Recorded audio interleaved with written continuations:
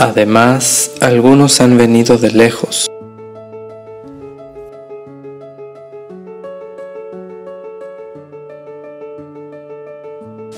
Hola queridos hermanos, hoy estamos a sábado 13 de febrero. Vamos a escuchar este evangelio que es de San Marcos, capítulo 8, versículo 1 al 10. Escuchemos. Del Santo Evangelio según San Marcos. Gloria a ti, Señor. En aquellos días vio Jesús que lo seguía mucha gente y no tenían que comer. Entonces llamó a sus discípulos y les dijo: me da lástima esta gente, ya llevan 3 días conmigo y no tienen que comer. Si los mando a sus casas en ayunas, se van a desmayar en el camino. Además, algunos han venido de lejos. Sus discípulos le respondieron: ¿y dónde se puede conseguir pan aquí en despoblado para que coma esta gente? Él les preguntó: ¿cuántos panes tienen? Ellos le contestaron: 7. Jesús mandó a la gente que se sentara en el suelo. Tomó los 7 panes, pronunció la acción de gracias, los partió y se los fue dando a sus discípulos para que los distribuyeran. Y ellos los fueron distribuyendo entre la gente. Tenían además unos cuantos pescados. Jesús los bendijo también y mandó que los distribuyeran. La gente comió hasta quedar satisfecha y todavía se recogieron 7 canastos de sobras. Eran unos 4,000. Jesús los despidió y luego se embarcó con sus discípulos y llegó a la región de Dalmanuta. Palabra del Señor.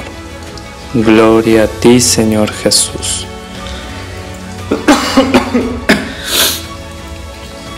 Pues bien, aquí acabamos de escuchar ahorita la traducción del misal mensual, no de la Biblia latinoamericana.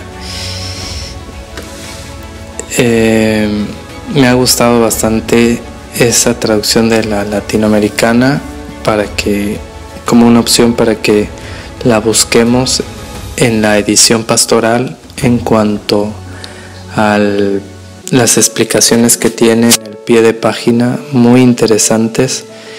Te va explicando el texto de una manera muy profunda y muy buena. Por ejemplo, aquí no le dan tanta importancia, según se ve, a la traducción de lo que usan los discípulos para contener el pan, ¿no? Que aquí le llaman cesto. Aquí le llaman canastos. Se recogieron 7 canastos, ¿no? 7 canastos de sobras, ¿no? Y sin embargo en la Biblia latinoamericana explica que de por sí esta es la segunda multiplicación de los panes que se llevó a cabo en la periferia de Galilea, donde Jesús se encuentra con, sobre todo, paganos, con mucha gente pagana que se está acercando a él, y entonces él siente compasión, y porque ya llevan 3 días que lo han seguido y no tienen que comer, y entonces lleva a cabo la multiplicación de los panes. El texto que acabamos de escuchar es la segunda multiplicación de los panes en el Evangelio de San Marcos, que Jesús lleva a cabo sobre todo con paganos. Y la primera se llevó a cabo sobre todo con judíos, con gente judía. Y entonces dice el comentario de la Biblia latinoamericana que en la primera se se recogieron 7 canastos, porque el canasto judío era hecho de mimbre, era un canasto, y en los griegos, los de cultura griega, eran cestos plegables.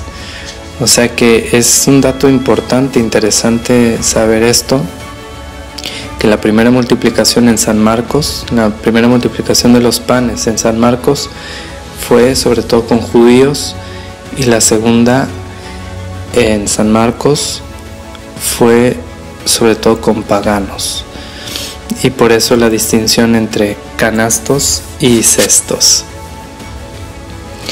Y ya cada una tiene como sus rasgos propios. Ya nos describe aquí el evangelista que lo seguía mucha gente, y cómo Jesús siente compasión, aquí dicen lástima. Llevan 3 días con él, no tienen que comer y no quiere mandarlos en ayunas, ¿no? Y como al principio tienen 7 panes y al final sobran 7 cestos. O sea, como al principio eran 7 y al final sobraron 7 cestos. O sea, las obras eran mucho más que lo que había al principio. Es impresionante este milagro que realiza Jesús.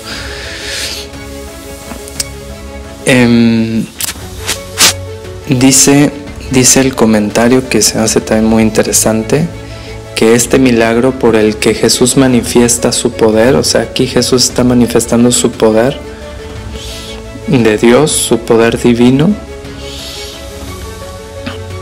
ante los judíos y ante los paganos, en esta ocasión ante los paganos, señala por su amplitud uno de los rasgos esenciales del Mesías. O sea, se está manifestando como el Mesías. ¿Cuál es uno de estos rasgos esenciales del Mesías? Pues que colma de bienes a los hambrientos. Colma de bienes a los hambrientos. Y dice, y prepara a los hombres para acogerlo a él, que es el pan de vida, en el banquete de la Eucaristía. Es como una preparación este milagro para acogerlo en el sacramento que luego instituirá el Jueves Santo, para el cual nos prepararemos para la Pascua durante toda la Cuaresma, que ya está a la vuelta de la esquina. Ya será primeramente Dios este miércoles que viene, comenzará ya la Cuaresma con el miércoles de ceniza. Entonces, ¿qué podemos rescatar de esta belleza de texto del día de hoy? Dice que a través de este milagro el Señor Jesús muestra su poder y uno de los rasgos esenciales del Mesías, que colma de bienes a los hambrientos. ¿Quieres ser colmado de bienes? ¿Queremos ser colmados de bienes? Pues hay que tener hambre. Hay que tener hambre. Me decía en alguna ocasión el padre Rafael Orozco que alguien le pidió que le dijera algo de la liturgia, y le decía, ay, no. Y sí, como que no tenía ganas, ¿no? Y ya de tanta insistencia le dice, bueno, mira,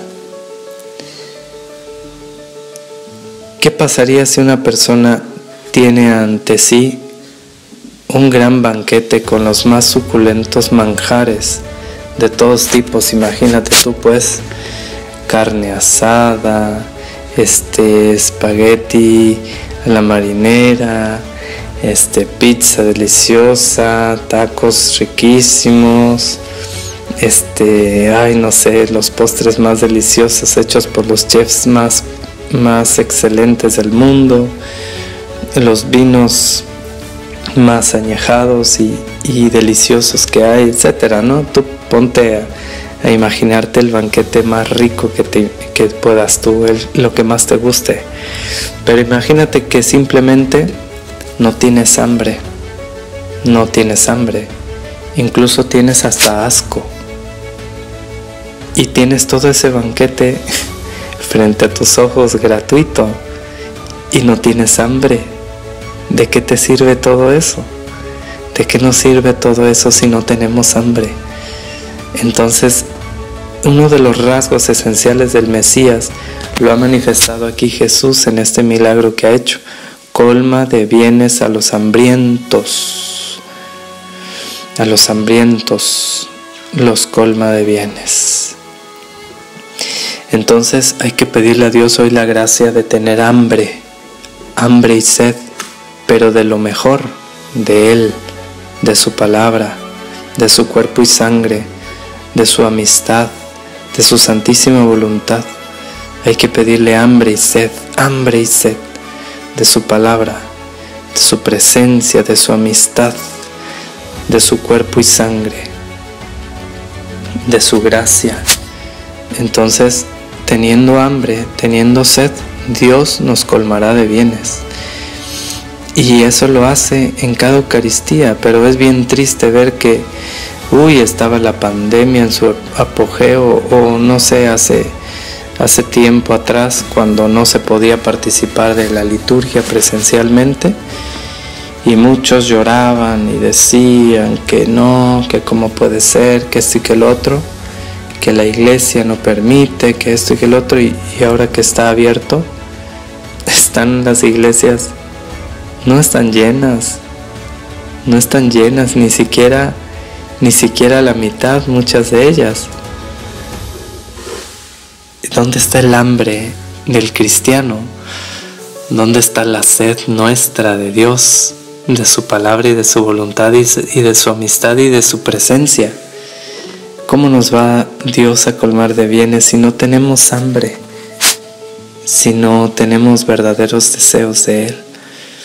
Pidámosle al Señor con humildad, con confianza y con perseverancia la gracia de tener hambre y sed de su amistad, de su amor, de su presencia y de su gracia.